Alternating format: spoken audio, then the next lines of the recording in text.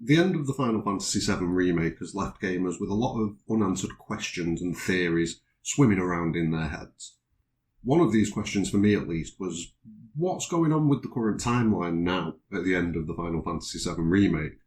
How do the different, or seemingly different, timelines link up to each other, if at all?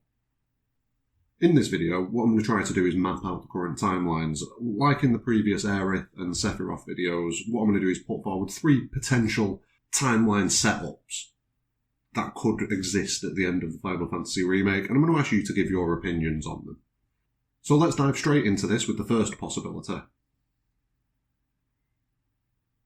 In this first theory, the belief is that at the end of Advent Children, after suffering another defeat at the hands of Cloud, Sephiroth turns his motives to the past rather than the future. He travels back in time via the live stream somehow, and begins altering events in the various ways that he has in the Final Fantasy VII Remake, all while his past self carries on with his plans as he did originally. Sephiroth's goal is to change the planet's fate and alter this timeline, so he deceives the party with out-of-context visions, maybe, of the future, to make them change the actions that they take and therefore overwrite the original timeline. Upon completion of his plans, the Whisper Bomb and the Singularity that was created by Sephiroth and maybe Aerith too detonates. This has an effect across all instances of Midgar, seemingly across the entire timeline, which in itself has extremely far-reaching implications. One of the results of this that we see at the end of the Final Fantasy VII Remake is Zack surviving his battle with the Shinra in what is an alternate timeline to the one that the Final Fantasy VII Remake exists in. The reason that I feel that this is an alternate timeline is because if it wasn't, we'd have seen an immediate impact on the events in the remake. Things would change at the end of the game to line up with Zack's survival. We don't see these changes, and therefore this leads me to think that it's an alternate timeline where Zack survives, at least alternate to the one where the remake exists. In this theory, this leaves the timeline looking something like this. The original game's timeline has been changed by Sephiroth travelling backwards. This has left the future of this timeline uncertain, and the only other timeline that we've seen is the one where Zack survives, which has been caused by the events of the Final Fantasy VII Remake. This is a reasonably likely theory, but a few things do stand in its way. The first one being the moment when Sephiroth came back. If he doesn't create a branch of the timeline, he instantly rewrites history. That would mean that any flashes of the future would probably be altered to incorporate this change that he's made. Sephiroth should also have his perception of the future, or, from his perspective, the past, changed to align with his actions in the remake. The fact that they haven't, and the fact that the party are still seeing the same visions of what originally happened, kind of indicates to me that the original timeline hasn't been changed. But it is still plausible. Sephiroth could be existing in some sort of bubble where any changes to the timeline don't affect him because he's technically visiting this time from a future time. So he's external to any of the effects of altering the timeline. It's a possibility. I'm not 100% sold on this one. In fact, I'm barely 50% sold on this one. And I'm going to give this theory 5 Nomuras out of 10. The second theory has got 2 potential explanations for how it comes to be. The first theory for how this timeline setup comes to be follows very much the same path as the previous theory. Sephiroth goes back in time, changes the past. However, at the point when Sephiroth goes back and begins to change time, rather than it directly affecting the original timeline, it immediately creates a branched timeline from the original game. The second possibility is that this timeline already existed, along with numerous other infinite number of potential timelines and realities, as laid out in the many worlds theory of quantum mechanics, which I'm not going to dive into because it just hurts. Somehow Sephiroth became capable of perceiving the existence of this different reality, this different timeline. Using the live stream, he traverses time and reality, and eventually he arrives in the remake timeline where the events of the Final Fantasy VII Remake take place. Now, at the end of the story so far, we have the Whisper Bomb and the Singularity detonating yet again. However, in this potential timeline arrangement, the Zack that we see survive the Shinra attack isn't in a branch timeline from the remake, but is actually in the original timeline. Now, this brings up a lot of questions in itself. It kind of makes you wonder whether this was Sephiroth's goal all along, or maybe this is just an unexpected side effect of what he's done during the remake. but the singularity has altered the original timeline irreparably, giving the Sephiroth there, the past version of the original timeline Sephiroth, the one that's travelled to the remake, yep, confusing, giving him a second chance. Now what that would do is it would leave the timeline looking something like this. The remake timeline exists alongside the original timeline, and the events at the end of the remake have irreparably changed that original timeline forever.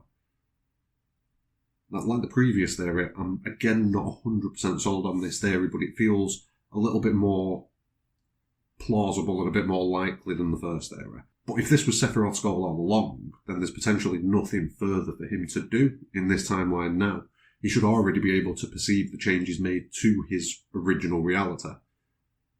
But it could be that what he's done in this original timeline isn't enough, and there is still further steps that he has to take in order to alter the original timeline in the manner that he wants. So, again, this one's it's up in the air, but I do feel that it's better than the first, and it definitely has some very interesting story implications if change of the original timeline is what Sephiroth's been aiming for. For me, I'm going to give this one 7 Nemoras out of 10.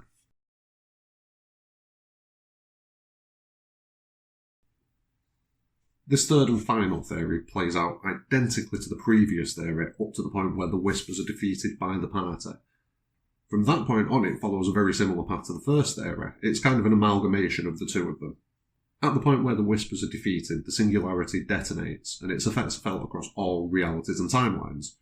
We'd assume, at least. It shows us it directly affecting 2 timelines at least. We then see the shot of Zack surviving in a different timeline to the remake.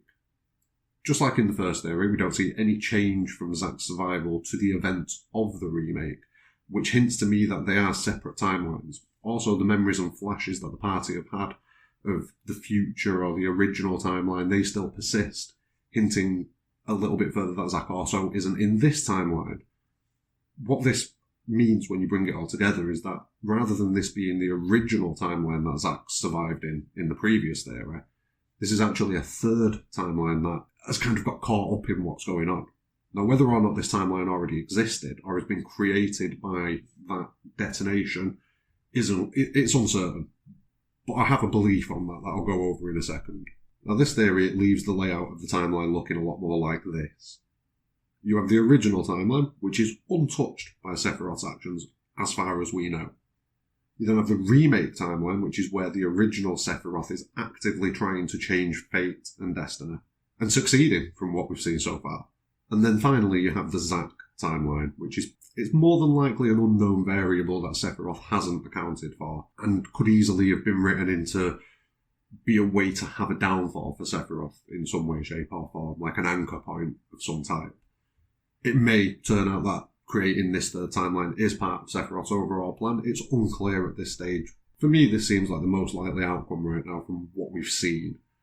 If this Sephiroth from the original has travelled through time to change events, it makes sense that when he's done this, he's either created or found a branch timeline.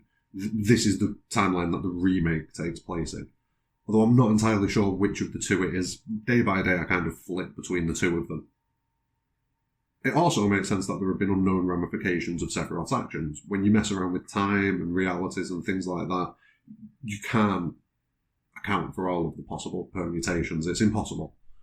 I do believe that the reason that we've seen this Zack timeline is because we are going to see, if not a physical crossover, at least some sort of information or energy crossing over between the two timelines, and this is going to contribute to Sephiroth's plans going wrong.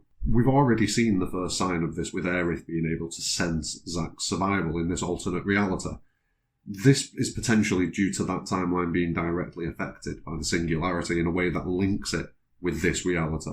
Maybe the explosion in itself created this branch timeline where Zack survives. So maybe it was an attempt to affect the original timeline, and it has affected the original timeline.